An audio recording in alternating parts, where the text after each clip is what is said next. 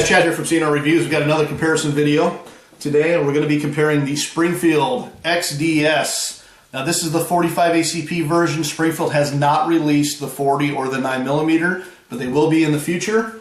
So that is why we are comparing it to the Kahr CW9. Also another subcompact 9mm. One of my favorites, actually. I just really like the trigger and I shoot it really well. What we're going to be doing in the comparison today is we're going to be going over the features of the weapons, size comparison, and then we're going to talk about price. And if you guys have ever seen our videos before, you know that me and Ryan like to actually do our comparison videos per gun. And that is due to the fact that we don't want you sitting through an hour-and-a-half long video, going over every single gun, and then going, this is what we, and it's, shit, I can barely sit there and listen to myself for 10 minutes. So here we go. Let's quickly talk about the XDS because it is the new kid on the block. Really nice sights, guys. You actually have a fiber optic front sight on there, and Springfield gives you replacement fiber optics, so you can go to different colors if you need to. I believe it's like a lime green they give you. It does have a beaver tail safety, which is unique to Springfield's. A lot of the subcompacts, especially when you go with the polymer guns, and like Glock and all the rest of those, they really just have a trigger safety, and that is really what's common with subcompacts. I like how Springfield does an extra safety with the beaver tail, and if that beaver tail safety is not depressed, you cannot fire that trigger. Other than that, it has a typical trigger safety like the Glocks and other Springfields. And let's go ahead and show you the trigger pull on it with the beaver tail depressed. Here's a trigger pull, a little bit of a take up, nice crisp clean break. Comes with two 5-round magazines, so you can carry 5+1, 6 rounds total. Does have an ambidextrous mag release though. I really like that. You don't have to switch the release to either side like so many of the other guns do. Little Picatinny rail in the front, so you can throw a tack light or laser on there. And other than that, you don't have an exterior safety besides that beaver tail safety and the trigger safety. You don't have one up here like a 1911.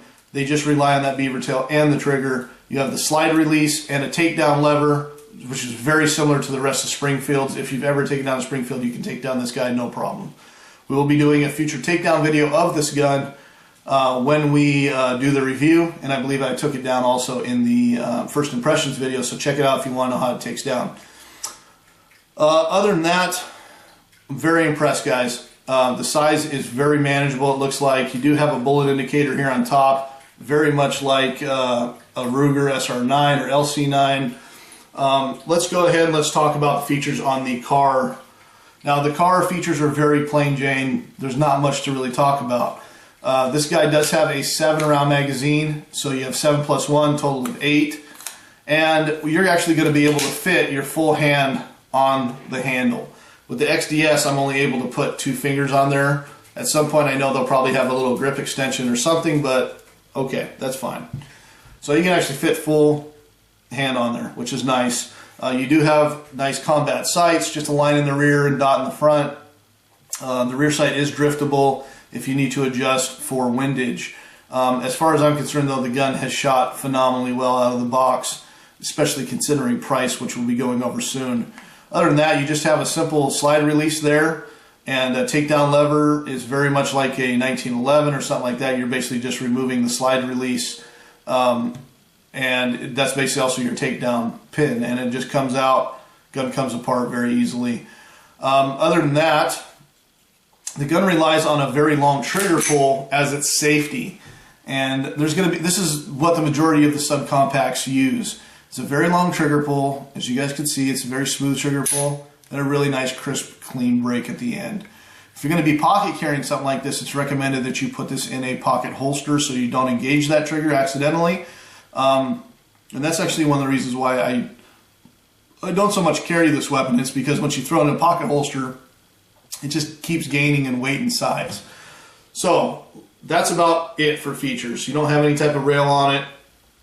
Other than that, it is wearing a set of Talon grips. These are the rubberized grips. It just helps me grip and hold that polymer better. Now with the XDS, there's a lot of different stippling and stuff on that handle, and I really like how much of a positive grip it gives me. I'm very impressed with that. Let's quickly go over size. And size is very important when you're talking about carrying a weapon. I know some people even go, man, even a 1/2 inch makes a huge difference to me. And let's show you the handle width. There you go. As you guys can see, the Kahr sits up just a tad bit more than the XDS. You're looking at around a 1/2 inch, somewhere around there. Let's look at slide length, because slide length is going to be very comparable between these two. Let's go butt to butt. Come on, there we go. And as you guys can see, they're almost identical. The XDS sticks out just a tad because actually the barrel sticks out from the frame, and so does the guide rod for the spring. And other than that, they're very similar in length. As you guys can see in width, the XDS is going to win out on that one too. It is maybe just a tad bit thicker. Not much. It's by no means too thick like a Glock 26 or something like that, or even the standard Springfield subcompact.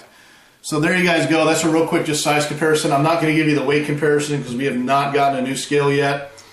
And I really don't like to give out unloaded weights because you do not carry a subcompact unloaded. That makes no sense.